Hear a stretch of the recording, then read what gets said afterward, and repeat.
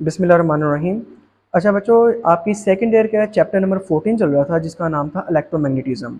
Last time बेटा जो आपने टॉपिक पढ़ा था इसका नाम था टार्क होना करंट कैरिंग कोयल। ठीक हो गया।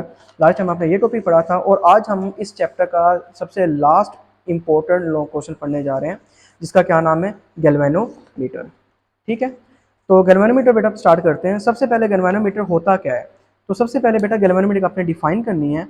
Galvanometer is an electrical device which is used to detect the passage of current through the circuit। कि किसी भी सर्किट में करंट फ्लो कर रहा है या नहीं कर रहा, उसको डिटेक्ट करने के लिए बेटा मैं जो मीटर यूज करता हूं उसको हम क्या कहते हैं, गैल्वेनोमीटर कहते हैं। ठीक हो गया।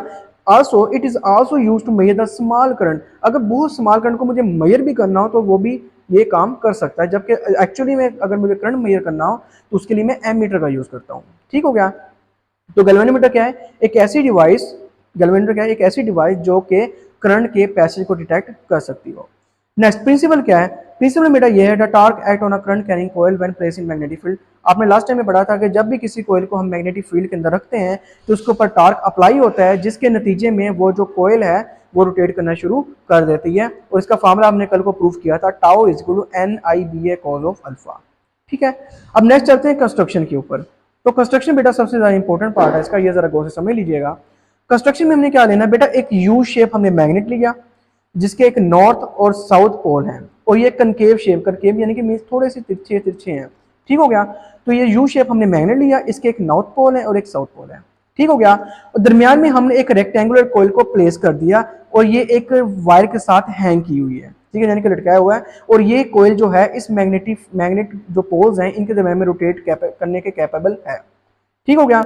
ऊपर वाली जो वायर है बेटा, यहाँ पर कंस्ट्रक्शन के अंदर ऊपर वाली जो वायर है ना, इसको उसने नाम दिया हो सस्पेंशन वायर का। ठीक है, सस्पेंशन वायर, ऊपर वाली जो वायर है जिसके साथ कोयल लटक रही है, इसको सस्पेंशन वायर का नाम दिया है। इसको एफ से जाहिर किया है और इसके ऊपर एक मिरर लगा हुआ है जिसको एम से जाहिर किया है। ठीक है। और नीचे वाली जो वायर है, यहां से आपको स्प्रिंग नजर आ रहा होगा, ठीक है, जिसको ई से जाहिर किया है, इसको हम स्पाइरल वायर कहते हैं। एक साइड से करंट आएगा और एक साइड से करंट जाएगा, तो ये दोनों वायर्स जो हैं ये एज अ करंट लीड के तौर पे भी काम करती हैं, इन और आउट के तौर पर। ठीक हो गया। तो ये सस्पेंशन वायर से करंट आएगा और स्पाइरल से करंट चला जाएगा। ठीक है, ऊपर वाले वायर का नाम सस्पेंशन वायर है और नीचे वाली जो वायर है ये is as a form of ring की शक्ल में, कोयल की शक्ल में, स्प्रिंग की शक्ल में है, इसको हम स्पाइरल कहते हैं। ठीक हो गया। तो ये आपकी सारी कंस्ट्रक्शन है। अब ये आपने सारी कंस्ट्रक्शन रीड आउट कर लेनी है। U shape magnet with concave shape north and south pole, U shape magnet है, नॉर्थ और साउथ पोल की शेप है। रेक्टेंगुलर कोयल सी है जिसको हमने कोयल के दरमियान में रखा हुआ है। सस्पेंशन वायर एफ है जिसके साथ कोयल को हमने हैंग किया हुआ है। और दूसरी लूजली बाउंड स्पाइरल एक स्प्रिंग की तरह वायर है जिसको हमने ई का नाम दिया हुआ है। ठीक है। अब इसके बाद आगे चलते हैं वर्किंग। वर्किंग क्या है, when the current is pass through the coil, जब इस बेटा कोयल से करंट पास होगा, अ कपल, तो इस लास्ट टाइम हमने पढ़ा था कि टार्क क्यों प्रोड्यूस होता है, एक कोयल के ऊपर दो इक्वल लेकिन ऑपोजिट फोर्सेस एक्ट करती हैं जिनको हम कपल कहते हैं, उसकी वजह से बेटा ये बॉडी रोटेट करना शुरू कर देती है, सॉरी कोयल रोटेट करना शुरू कर देती है। So when the current is pass through the coil, a couple यानी कि two equal and opposite force acting on two different points of the body, इन दोनों इस कोयल के दोनों पॉइंट्स के ऊपर वो फोर्स एक्ट होगी, जिसके नतीजे में ये जो कोयल है act on the coil and coil tends to rotate, इसके नतीजे में कोयल रोटेट करना शुरू कर देती है। और जिस कपल की वजह से कोयल डिफ्लेक्ट करे, रोटेट करने की कोशिश करे, उस कपल को हम क्या कहते हैं, डिफ्लेक्टिंग कपल भी कहते हैं। ठीक है। और इस डिफ्लेक्टिंग कपल की वजह से जो टार्क प्रोड्यूस होगा उस टार्क को हम क्या कहेंगे, डिफ्लेक्टिंग टार्क कहेंगे। ठीक हो गया। अब चलते हैं, सबसे पहले बेटा हम ये जानते हैं टार्क का फार्मूला क्या है, लास्ट टाइम हमने पढ़ा, tau is equal to NIBA cos of alpha. ठीक हो गया। अब यहां पर अगर तो आपकी कोयल पैरेलल है, हमने लास्ट टाइम क्या पढ़ा था कि टार्क आपका मैक्सिमम कब होगा, जब आपकी कोयल मैग्नेटिक फील्ड के पैरेलल होगी। पैरेलल का मतलब एंगल क्या होगा, 0 डिग्री। तो कोस अल्फा, अल्फा की जगह 0 और कोस 0 पे 1 होता है, तो यहां से टाउ किसके बराबर आ जाएगा, NIBA के बराबर आ जाएगा। ठीक हो गया। तो ये था डिफ्लेक्टिंग टार्क।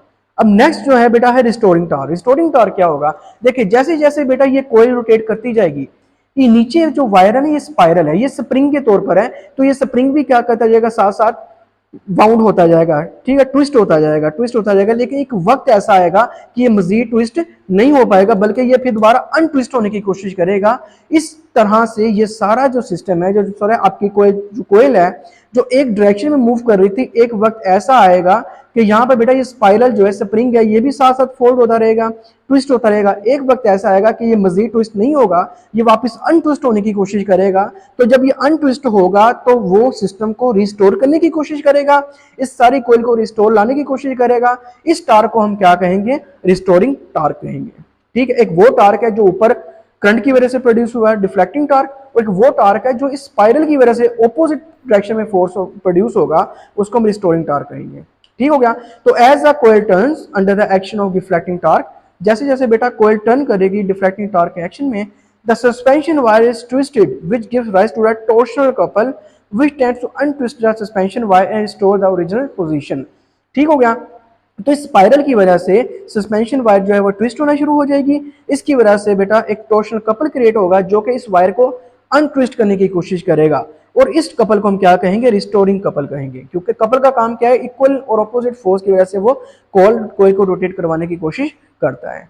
ठीक हो गया। अच्छा, अब जितना ज्यादा रिस्टोरिंग टॉर्क होगा, एंगल ऑफ डिफ्लेक्शन भी उतना ही ज्यादा होगा। एंगल डिफ्लेक्शन का मतलब है जिस एंगल के साथ कोयल रोटेट कर रही है, जितना ज्यादा ये स्पाइरल वाउंड होगा उतनी ज्यादा बेटा ये दोबारा अनट्विस्ट भी होगा। तो यहाँ से मैं कह सकता हूं कि जो रिस्टोरिंग टार्क है, जो टार्क स्पाइरल की वजह से प्रोड्यूस हो रहा है, वो उस एंगल के प्रोपोर्शनल होगा। और एंगल कौन सा? एंगल ऑफ डिफ्लेक्शन के। प्रोपोर्शनलिटी साइन खत्म करेंगे, क्या आ जाएगा? Equal to n C. और इस सी को हम क्या कहते हैं? ट्विस्टिंग या टॉर्शनल कांस्टेंट कहते हैं। और ये किस पे डिपेंड करता है? सस्पेंशन वायर की नेचर के ऊपर डिपेंड करता है। तो यहाँ से दो टार्क आ गए हैं। एक टार्क होगा एन आई बी है जिसको डिफ्लेक्टिंग टार्क कहेंगे, और एक टार्क होगा सी थीटा जिसको हम रिस्टोरिंग टार्क कहेंगे। At equilibrium position, equilibrium position में क्या होगा कि deflecting couple balance the restoring couple. एक वक्त ऐसा आएगा कि जितना डिफ्लेक्टिंग कपल है, डिफ्लेक्टिंग टार्क है, उतना रिस्टोरिंग टार्क हो जाएगा। तो दोनों क्या सेम रख देंगे, तो डिफ्लेक्शन टार्क एन आई बी है, किसके बराबर आ जाएगा? Restoring torque C theta. अब यहाँ से बेटा आई की जरा वैल्यू निकालें, तो एन ए बी मल्टीप्लाई हो रहा है, उससे क्या हो जाएगा? डिवाइड। तो आई किसके बराबर जाएगा? सी थीटा एन बी ए। अच्छा, सी बी क्या है? कांस्टेंट, बी मैग्नेटिक फील्ड भी कांस्टेंट, ए एरिया भी कांस्टेंट, और एन नंबर ऑफ टर्न्स भी कांस्टेंट। इस सारे की जगह जब कांस्टेंट पुट करेंगे और इक्वल टू कांस्टेंट को खत्म करेंगे तो क्या आ जाएगा? I proportional to theta. तो यहां से हमें क्या पता चला कि एक कोयल में जितना ज्यादा करंट फ्लो करेगा उसका एंगल ऑफ डिफ्लेक्शन भी उतना ही ज्यादा होगा। जो the current passing through the coil is directly proportional to the deflection theta.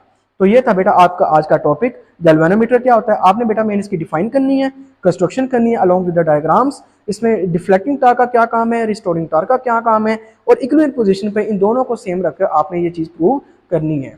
Okay, तो अल्लाह हाफिज़।